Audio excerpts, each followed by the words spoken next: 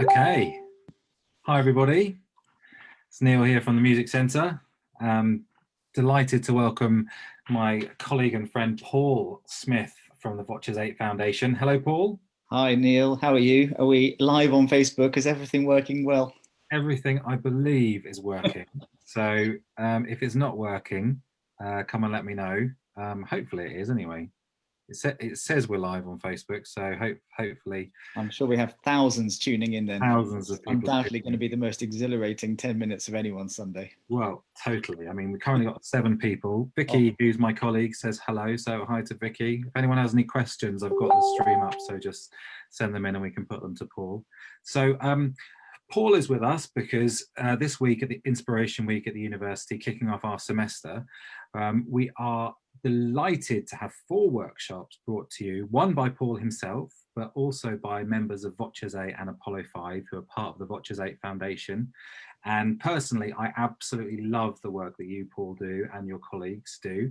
And all of the workshops and things that I think it's fair for me to say that you have kind of curated and kind of given everyone the direction in which to lead the fantastic workshops that they do, the fun that your guys always bring. And so I tell people to have fun, Neil. That's the number one thing I do. I mean, that's one thing I have noticed is the playtime. It seems you're kind of tasked with having fun, and that's a very important thing in life, especially now. I think with everybody, doesn't it? So yeah, delighted. Thanks for taking a few minutes out of your Sunday to tell us about it. So of course now Voces8, you guys have been hit, as we all have, by the pandemic and by COVID, but your response has kind of been quite inspirational, actually, with now just completing your 2nd Live from London festival, whereas a lot of arts organisations have gone into hibernation and sort of hidden away. You have taken things by the horn and have now, how many concerts are we at? We're like 25 or something like that? I think we've done nearly 30. I'm terrified to say. How did that come about? Like, what is the conversation between you and Barney, your brother, and your kind of how did it work? Takers? How did you persuade everyone to just go for Live from London, which is, the quality is amazing. So it has been, I mean, it's been a steep learning curve, I think, for all of us over the last year. And it's crazy, Neil, to think that the last professional concert I gave was on stage with you. Was it? Do you remember that? Back in March, in Avignon. We were in Avignon. It was very sunny. It was beautiful, and we did a whole week of concerts, didn't we, with Apollo5 and the orchestra down there. And halfway through the set of shows, that was it. Lockdown began, and we couldn't get out for a couple of days, which was really tough. And then walking back through the Avignon airport was like going through an episode of 28 Days Later, wasn't it? It was crazy. Yeah, to think that at the time we thought, oh, this could be a few weeks, and here we are going into, well, it feels like year 2 is closing in on us. It's crazy. And I suppose that there was a bit of shock, wasn't there, I think, back in March. And I know that we as a foundation very simply said, well, look, everything that we've got ahead of us, our whole life has just literally been cancelled. We're not traveling anywhere. We're not doing any of our normal workshops. So let's try and do something. And our first plan was called Live from Home. And for 110 days straight, I think, something stupid like that, we did an event every day at 2 o'clock. A member of the foundation team would get online and lead warm-ups or sing some songs, or Barney used to curate a choral question time, and I'd turn up every week and hit a saucepan and call that music. And after about 10 weeks of doing that, we were beginning to think, okay, this is not something that's going to disappear quickly. So we started thinking about how we could use what we're lucky enough to have. We have our own centre up in London, and we have a lot of recording kit, and we have a big social media following. So we thought, if we can find a way to tap into that and encourage other musicians to get on board as well, then maybe we can do something. And we had this bizarre meeting with some of the best choirs in the world just coming and joining us on Zoom, because no one had anything to do, and we're able to put together this first festival, which was just a stellar lineup of the world of a cappella, and it's been followed by a second one. And really, it's a collaborative effort. So we say to everyone, you want to get involved, we're going to just make a split share of everything. And so you have to commit to for no money to come and do a concert, but if it's successful, then we will make a decent amount to actually help cover some of the losses that we've made. And so I'm happy to say that we've sold a lot of tickets, and we have a very generous community of supporters who are still with us and still, I think, thirsty for music. So as we sit here today, I'm now about to plan session 3, and it's going to feature some of your music, I think, Neil. Isn't that exciting? Well, you just sprung that on me. So I'm, delighted to have contributed a piece to your Winter House program. It's kind of exciting when the Academy of Ancient Music plays it, isn't it? It's really exciting. And one thing that's really nice for me with this dual hats on at the University of Winchester is I actually wrote the piece Flight for our String Gems group about 2 years ago. And because of various things, we were rehearsing it last year as well. So it was one of our pieces, and that kind of got cancelled. So it's not actually been performed, even though it was written for the group. And then for me to be able to have the piece as part of Winter House, and then you guys now playing it as part of the next Live from London, that's really gratifying. It's kind of fun. Yeah, well, it's a great piece, and I've worked with it on students in the US as well as the orchestras in France, and they have loved it. So it's very well written. Thank you so much. So let's get to this week. So Inspiration Week, it's all about trying to give our students and community members and choir members and ensemble members a kind of a way to kick off their semester and have a good time, hopefully, and learn a few things. What when you go and work with a group, what do you kind of hope that people come out with? What can our students working with, what can they expect? Apollo5, what can they expect to kind of leave with, would you say? What's your calling cards to like people's, what will they learn? What are they going to pick up? Well, I mean, I think you obviously, Neil, have been involved with us for a number of years, and we go back even beyond that, don't we? So from the start, you know how annoyingly happy I can be in sessions, and smiley. And I do think there's an energy that we get from being in a workshop and from singing together that obviously is, for me, one of the greatest motivations in life. And in a normal year, the opportunity to spend time in workshops with maybe 40,000 students for our foundation team is we just love it. And I think we know that we're where we are now because of great teachers that we've had growing up. And so I think the basic ethos of our foundation is that we want to share the learning we've had growing up and try and enable people, wherever they come from, whatever level they're at, to come into a room, spend some time with us, have fun, as we mentioned earlier, and leave with their minds opened just a little bit. And I think sometimes that'll be about how to be more creative in a workshop. It might be about how to learn different repertoire. It might be how to use different techniques when you sing. It could be about thinking about how musical harmony works differently. So we sort of adapt what we're capable of doing, and that's as vocal groups with Apollo5 and Voces8. They sing Renaissance music, but they also sing folk music, they sing jazz, everything a cappella that you can think of. Basically, the groups will turn their hats to and try to really dive deep into it. And so depending on what the content of the session is, the basic topics, then the singers and the people who are leading the workshops will find out who's in the room with them. And I think that's an important thing. We don't just go and teach what we teach. We are in a room and we're sharing learning together with whoever's in the room, which is brilliant because it means everything is always different and fresh for everyone involved. And we'll hopefully try and, wherever people arrive, they'll leave with some new thoughts to go away and think about more. I think that's one of the things that I've always been hugely impressed and kind of inspired by the way you and your team have worked, is that I've prided myself on my kind of ability always to see the people first. So you don't come in thinking, okay, I'm working with a load of teenagers, I'm going to see them as teenagers first, and therefore I've got all of my teenager expectations. I don't see a load of 5-year-olds, I'm going to see them as 5-year-olds, or I'm older people in a care home, I'm going to see them as older people in a care home. I see them as people first.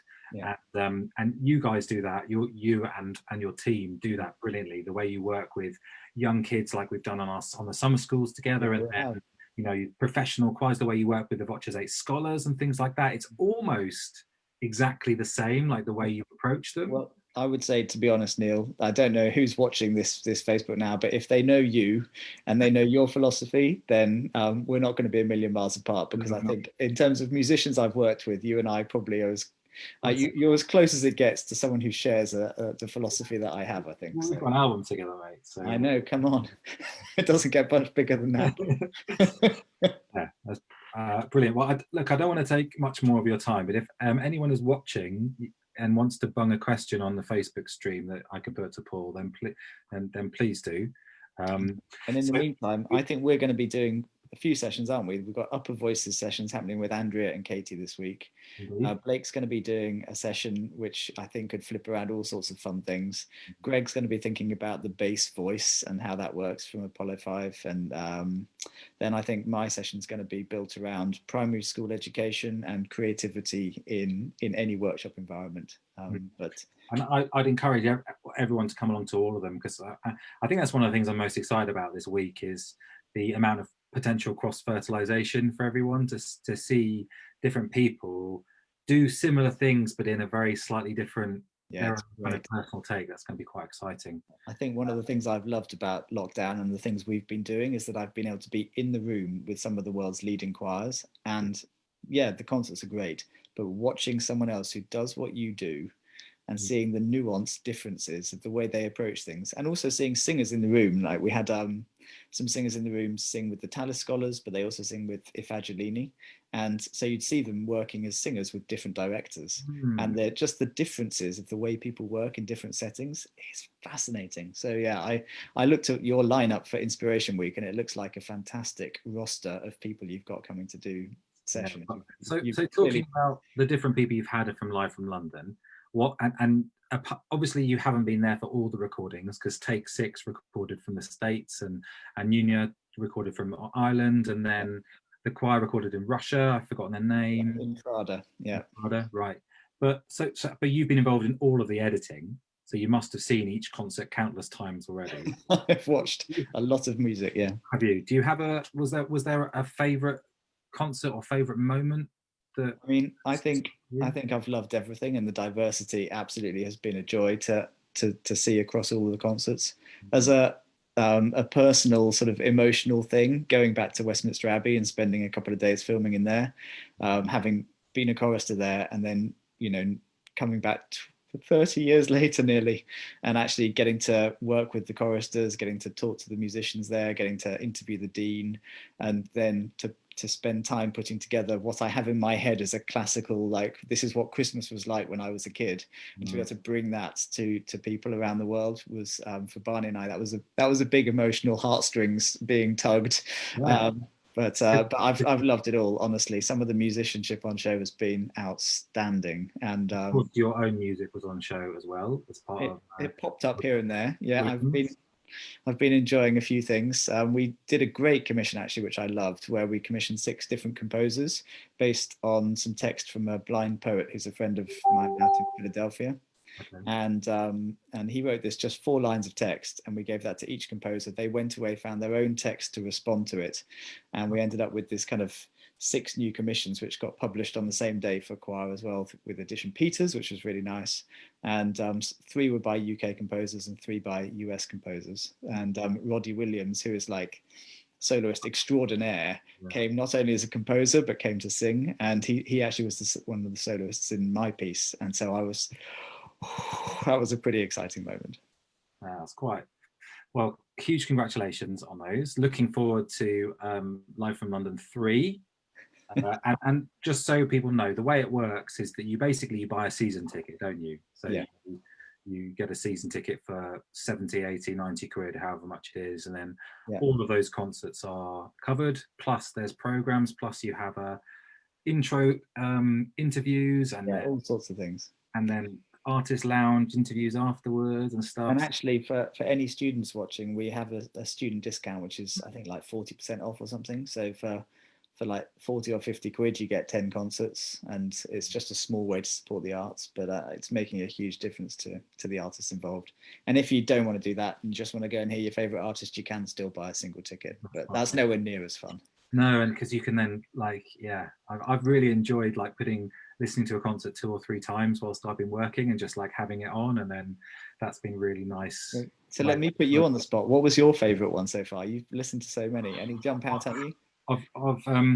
Yeah, do you know what I really enjoyed the Apollo 5 concert, just because I love the way they blend together, and I really enjoy watching the slightly awkward interview afterwards. I thought that was really funny when Barney comes busting in after conducting or singing Handel Messiah, didn't he, or something like that. That was very good. But you know what I really enjoyed Anunya. Yeah, absolutely. Aren't they beautiful? That was a gorgeous program, wasn't it? And just the I really like the flexibility of some of the ones at your center being a sort of an entire concert almost recorded, and then ones like Anunya almost like a music video montage of different things from different angles and stuff like that. The way it was differently created. I really enjoyed Take 6 as well. I mean, they're amazing, absolutely mind-boggling. Some of the low bass notes, just absolute funk, but then like the lowest notes you've ever heard. Just how does the human voice do that? No, exactly, and they really obviously they sing with mics the whole time, don't they? And they really know their tech. So the sound they got, and the sound everyone got actually. Well, I was talking to Michael McGlynn from Anuna in the interview before the show, and after we'd stopped the actual interview, he said how much he loved our Reflections album. I thought there was like a really nice sound world that kind of mixed together. He could listen to what we'd done and listen to what they did, and actually, if you think about the way, particularly they used the sea in some of their imagery, I think there's a lot of similarity in that sound world. So it was really nice. Oh, bless, good. Well, you know, I'm really pleased with, and I love his music. I mean, what's not to like? Having a nice kind of beautiful drone in a beautiful space, and then some gorgeous Gaelic text sung to a simple melody. I mean, and it was two of his daughters were singing just beautifully. Oh, it was amazing. Nice stuff. Anyway, look, Paul, I'll let you get back to your Sunday because you've got probably such a busy day. Well, this is probably your only day off since like the beginning of November or something, because you've been working. About that, yeah. But would I do anything more fun than spending time with you, Neil? Oh, bless you. So Lily says it's not a question, but she's very excited, and I'm sure you'll meet Lily, because hi Lily. Lily, I've spoken to Anne about if there is interns available for like summer stuff. So you know, there we go. Well, Lily, looking forward to seeing you then. So when Paul gets your application for the next ones, then he'll know. You'll know. Come with a recommendation from Neil, I'm sure. There we go. And at 4 o'clock today, we're going to be kicking off. Kicking off very soon. You need to go get ready. We're putting together a virtual project of "You Will Be Found" from Dear Evan Hansen. I don't know if you know that song, but our musical theatre choir absolutely love it, and they kind of came up, well, let's try and do this. But then somebody suggested we could do it as a music centre large project, and then our kind of musical supervisor and company, Adam Bloss, is a fantastic video editor as well as music theatre guy, and so he said, oh yeah, I'd love to do that, and so that's what we're kicking off with at 4 o'clock. Wow. So anyone who's watching, come back at 4 o'clock. Yeah. All right. Thanks for having me, Neil. Good luck. And I'll be seeing you in a couple of days. You will be, yeah. You will in the virtual world, of course. In the virtual world, yeah. In the virtual world. Look, yeah, have a good rest of your day. Thanks for chatting, and see you soon. See you soon. Bye. Bye, everyone.